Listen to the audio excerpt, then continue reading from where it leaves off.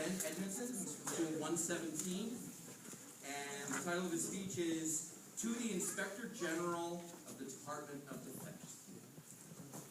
Dan Gable is a Hall of Fame coach and wrestler, having been inducted into almost every Hall of Fame the sport of wrestling has to offer. He was a 3-time state champion in high school, 2-time national champion in college, and was also a 1972 Olympic gold medalist.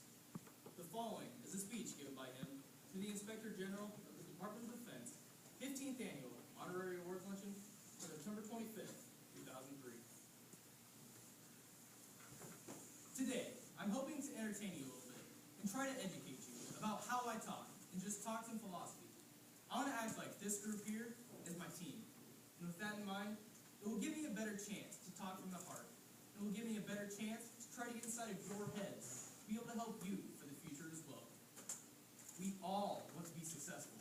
We all want to go to the top. We all have these great aspirations and great goals. There are certain basic qualities and characteristics that you have to have. Number one, you have to have a will to win, a will to succeed. As I analyze great champions, I am convinced that this is the something that makes a difference between mediocre people and great performers in a world of sport, business, or defense. It depends upon whether or not you have this something deep down inside, this will to succeed. It is a will to win and a will to succeed, not just a wish to do this. I know a lot of people who have what I would call a wish to succeed.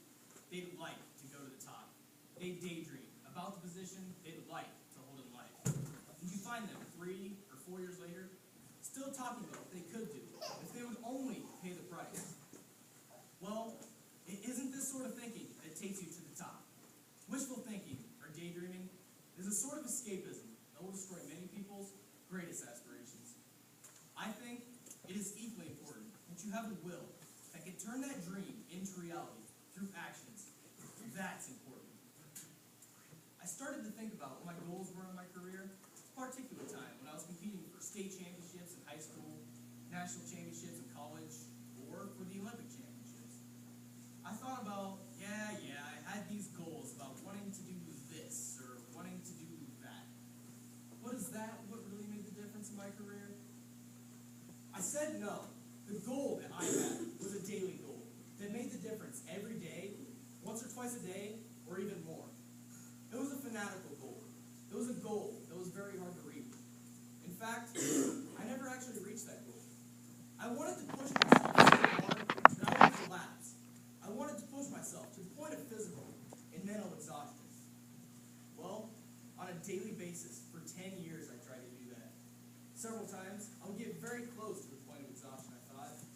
In fact, sometimes, I'd even crawl towards the door. But I would always pop up and walk out.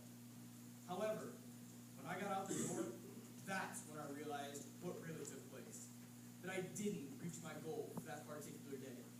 So what it did is it got me to go back in there and intend to do that for another 10 to 15 minutes, once or twice a day, for 10 years. If you add that up, it means an unbelievable amount of extra discipline and extraordinary training that it gave me over the next. All this information that I'm giving you, this philosophy, leads to what I call performance. And performance is what everything is based on. But with every great performance, you have setbacks. Not very many, but you have setbacks. In my career, I went 7 years in a row as a wrestler without a loss. Then, I had a loss.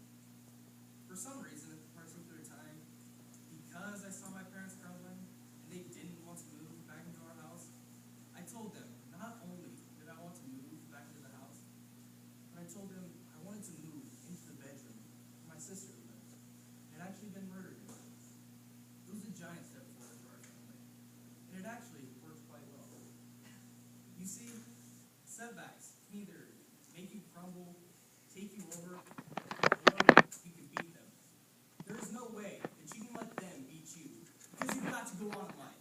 Otherwise, you go on in the wrong direction. All this philosophy revolves around what I call a standard of excellence. And you know, wrestling represents that standard of excellence. A lot of people probably haven't even seen a wrestling match. But for those that have, and for those that have been involved, it's extraordinarily hard. There's so many disciplines that you have to master. It makes you walk away a better person.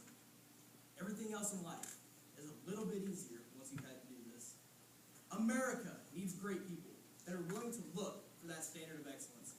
I'm actually living proof by standing here right now on my own 2 feet about that standard of excellence. Do your level best, no matter what. Would I surprise you if I told you some of the greatest champions I know are fellows and girls who never won a gold medal? They are people who, even though they didn't win, they looked up and performed to the highest within themselves, outshadowing many of those who have won gold medals. In wrestling, you get your hand raised, the other person walks off and doesn't. But I tell you,